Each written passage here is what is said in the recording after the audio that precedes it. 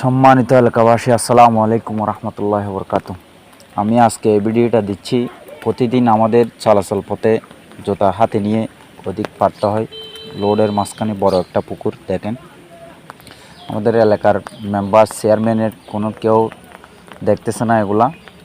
আর লোডের প্রত্যেকটা লোড মানে ভালো নেই হলেই চলে, প্রত্যেকটা লোড খারাপ। দেখেন ওইখানে যেও একটা পুকুর আছে।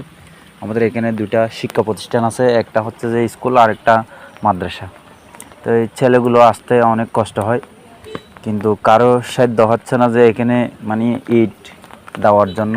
কোনো মেম্বার চেয়ারম্যানও দেখতেছে না।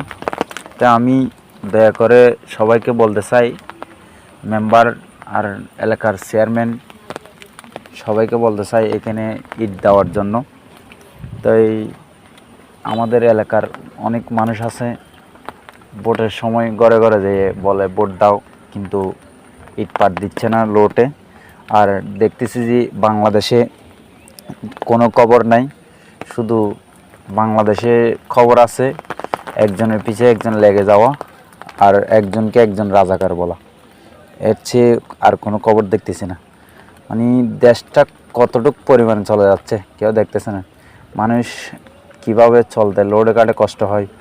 আমরা যদি একটা লোডে যেয়ে গাড়িতে উঠে যদি চাম্বল যাই, তাইলে যাওয়ার সময় একটা যদি ডেলিভারি লুকি থাকে তাইলে ডেলিভারি হয়ে যাবে। মানে লোডগুলো এরকমই খারাপ, কিন্তু কেউ চাচ্ছে না যে লোডটা কাজ করার জন্য। তো এই কী বলতাম, দেশেতে শুধু চলতেছে যে কে বুক করে খাবে এতটুকু, এর চেয়ে বেশি কিছু আমি দেখতেছি না। শুধু বুক করে খাওয়ার, সবার রাজনীতিক দেখতেছি যে বুক করে খাওয়ার। 16-17 বছর আওয়ামী লীগ ছিল, এরাও খাইছিল। এখন বিএনপি ক্ষমতায় আসে নাই, এরা খাওয়ার জন্য যুদ্ধ চলতেছে। খাওয়ার জন্য যুদ্ধ চলতেছে বলতেছে যে মানে যারা ইসলাম নিয়ে কথা বলে তাদেরকে রাজাকার বলে। আমি কিছু জানি না, মুসলমানের ছেলেরা এরকম করে রাজাকার অন্যকে বলার আগে একটু চিন্তা করার দরকার ছিল। আমিও একটা মুসলমানের ছেলে, আমি অন্যকে রাজাকার বলতেছি কেন?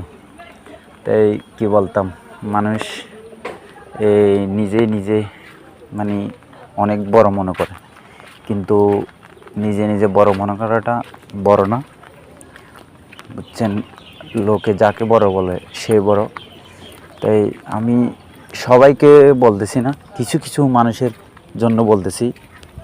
মানে সবাইকে একরকম না। তাই একজনে যদি দোষ করে সবাইকে বাজার জন্য চেষ্টা করে। তাই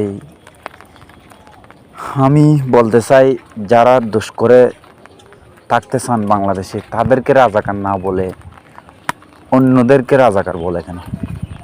তাই অনেক পাগল আছে, মানে নিজেরটাই দেখে না, অন্যগুলো দেখে। আমি তাদেরকে বলতে চাই, আগে নিজেরটাই দেখো, তারপরে অন্যগুলো দেখিও। আর লোডের এখানের অবস্থা দেখেন, এটা দেখেন। এই লোডটা মনে হয় আগে পিস হয়েছিল হয়তো 10 বছর আগে, এরপর আর কোনো এখানে হাত দেওয়া হয়নি। রোডটা এরকম ভেঙে ভেঙে চলে যাচ্ছে, মাঝখানে মাঝখানে এরকম পুকুর। আর এদিকে আমাদের একটা মাদ্রাসা শিক্ষা প্রতিষ্ঠান আছে, আর এদিকে একটা স্কুল আছে, এদিকে একটা স্কুল আছে। তো এখানে ছেলেগুলো এদিক থেকে যায়, তো এই যাওয়ার সময় এদের কষ্ট হয়, জুতা হাতে নিতে হয়, কাপড় ধরতে হয়। তো এই ছোটো ছোটো ছেলেরা কি জুতা হাতে নেবে নাকি কাপড় ধরে যাবে, নাকি ওনার হাতে বই নেবে, কোনটা নেবে? তো এটা কেউ দেখতেছে না। তো আমি উদ্দেশ্য করে সবাইকে বলতে চাই, আপনারা রাজাকার না বলে বাংলাদেশের লোড গার্ডের কাজের কথা বলেন, বাংলাদেশের কথা বলেন, তারপরে আপনারা কি সফলতা হতে পারেন। একজনের পিছিয়ে একজন লেগে থাকেন কেন? আজকে দেখতেছি যে বাংলাদেশে একজনের পিছিয়ে একজন লেগে লেগে মানে রাজাকার বলে, বাংলাদেশ ছাত্র বলে, মানে কি বলতাম, মানে বলার শেষ নেই। তো এই বলতে চাইলে অনেক কথা, আমি আর এত কথা বলতে চাই না। সবাইকে এতটুকু নিয়ে বলি, আপনারা সবাই যার যার মতো করে চলেন, ঠিক আছে, সমস্যা নেই। কারো কান্না ওইটাও আমি বলি না, আপনি আমার কান্নায় ওইটাও বলতে পারেন।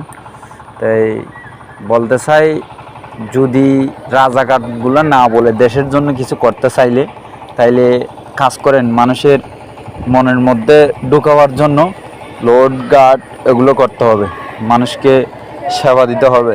চাঁদাবাজি না করলে মানুষকে কি সেবা না, চাঁদাবাজি যারা করে তাদেরকে বাধা দিতে হবে। আর যদি এখন চাঁদাবাজি বাধা দেয়, চাঁদাবাজির বিরুদ্ধে কথা বলে, এখন তাকে চাঁদাবাজি মামলা দিয়ে দেয়, কিন্তু আসল যারা চাঁদাবাজি করে তাদেরকে মামলা দেয় না। তাই সবাইকে বলতে চাই, আমি আর বেশি কিছু বলবো না, বেশি বললেই সমস্যা, এতটুক বললাম। সবাইকে জানাই সালামু আলাইকুম রহমতুল্লাহ।